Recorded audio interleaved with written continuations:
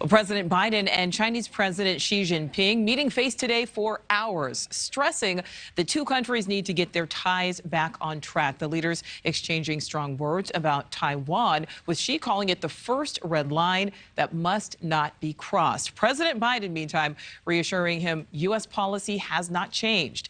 NewsNation's Kelly Meyer is live in D.C. So, Kelly, the president promising no new Cold War is brewing. That's right. He says he doesn't believe there is a need for concern of a new Cold War, but he also says that this wasn't a kumbaya moment. Not everybody walked away on the same page here, but this was their first face-to-face meeting in more than 5 years, and a lot has happened since then. We had the COVID-19 pandemic, the war in Ukraine, the tariff battle, but it seems they were able to cover a lot of ground in this 3-hour-long meeting, and it left the door open to rebuilding the rocky relationship. President Joe Biden smiling and shaking hands with China's president today, the two meeting face-to-face for the first time since Biden took office. President Xi, I'm really glad to be able to see you again in person.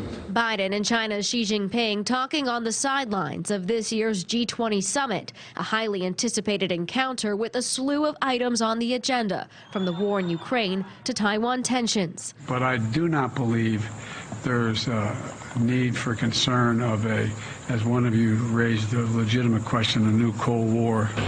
The meeting comes off a tumultuous summer as House Speaker Nancy Pelosi's visit to Taiwan tested the U.S.-China relationship and raised concerns over an attempt by China to invade Taiwan, the self-governing island that China claims as its own. I do not think there's any imminent attempt on the part of China to invade Taiwan. The White House says the two found one area of apparent agreement in the meeting, that nuclear weapons cannot be used in Ukraine. China's leader saying in the meeting that the world has come to a crossroads and is watching what happens next. The world expects that China and the United States will properly handle their relationship. Our meeting today has attracted the world's attention. We should work with all countries to bring more hope. Biden says the U.S. midterm elections, with what the president called the rejection of election deniers, sent a strong message about America's commitment to democracy around the world. The United States is ready to play. We're going to stay fully engaged in the world, and that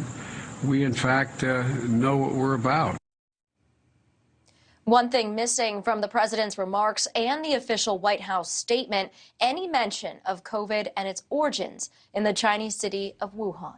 Nichole? All right, Kelly, thank you. Thank you for watching. Go to newsnationnow.com to find NewsNation on your television provider. And don't forget to click the red subscribe button below to get more of NewsNation's fact-driven, unbiased coverage.